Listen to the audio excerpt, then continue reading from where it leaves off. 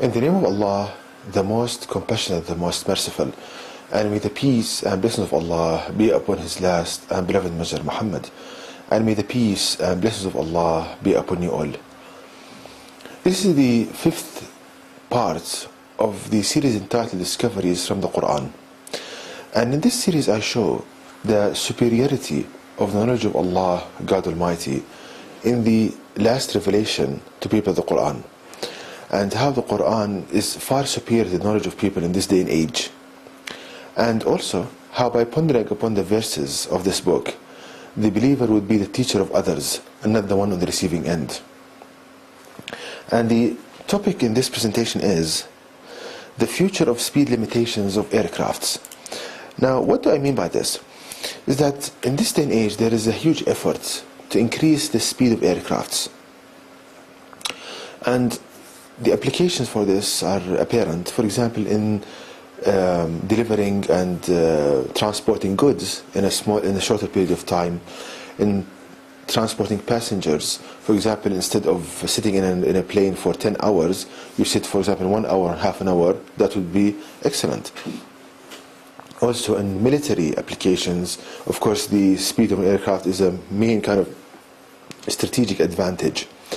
So, people are trying to increase the speed of aircrafts, but they have a main problem in this, which is the friction of air atoms on the surface of the plane, which is called drag.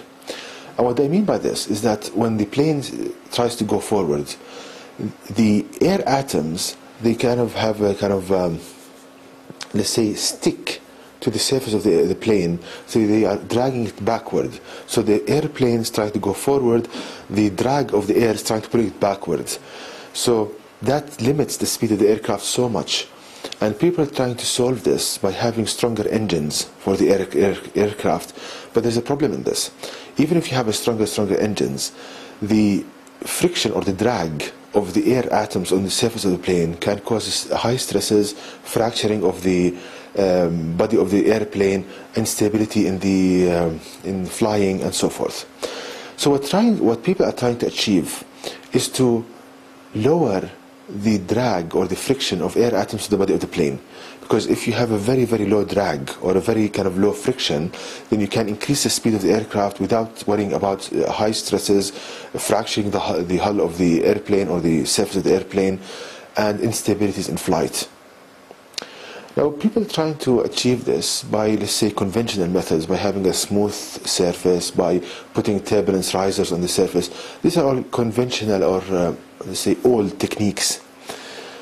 So, if we go to the Quran, the last revelation of Allah got to people, and if you ponder upon one verse in the Quran, Allah gives us the answer for this, how to solve this problem of drag, by pondering upon one verse of the Quran only.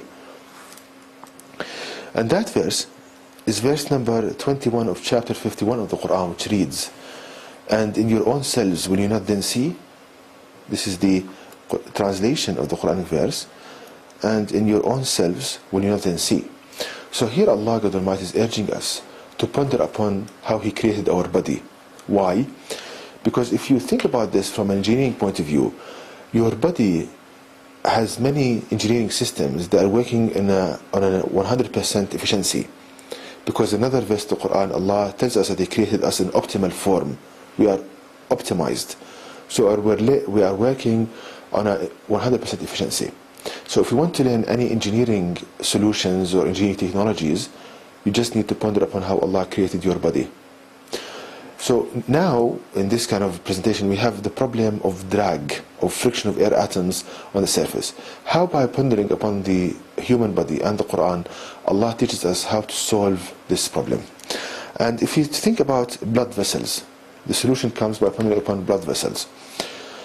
Now, a blood vessel, if you think about it from an engineering point of view, it's like a tube, let's say, made from a very soft and light material. And inside this tube we have blood flowing. And the blood is not a light liquid.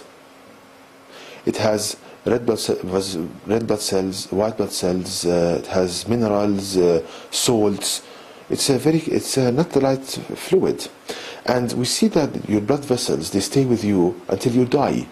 So they live 70 and 80 years without tearing, without problems. Okay, now to understand the significance of this, in our homes, for example, we have pipes made of steel carrying water, which is carrying water. So if you inspect these pipes after 20 years, these steel pipes, you see that they are bursting, they have fractures. So steel cannot withstand 20 years of water flowing, and yet our blood vessels, they withstand blood flowing in them thousands of liters, and yet they don't tear, and they're working with no problems. So we learn from this that the problem of drag or friction between the fluid and the blood vessel, Allah has solved this problem. Again, suppose that there are so much friction or between the fluid, the blood, and the blood vessel, then that will tear this very light and soft material. So the only solution here is that the friction or the drag or the sticking of the blood to the surface of the blood vessel is solved. There is very, very low friction here. So the next logical step is to see how Allah created mechanisms that can reduce this friction or this sticking of the blood to the blood vessel. Now, we can learn this very easy, very straightforward. We know, and I'll concentrate here on red blood cells.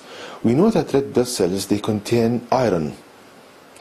And we learn that iron has magnetic properties. So we can think, brothers and sisters, of red blood cells as tiny magnets. As tiny magnets. Now, if we look at the blood vessel, it's made of a main kind of protein, which is collagen. And collagen also has electrical and magnetic properties. So we have like two magnets, the walls of the blood vessel and the red blood cells. So when you have two magnets in close proximity to each other, two kind of states can occur. Either they will attract each other or repel each other. Now, the attraction cannot happen here. Why? Because if there is attraction between the red blood cells and the walls of the vessel, then they will stick to the surface and they will not flow. So the only state remaining is that there should be repulsion between the RBCs or red blood cells and the walls of the blood vessel.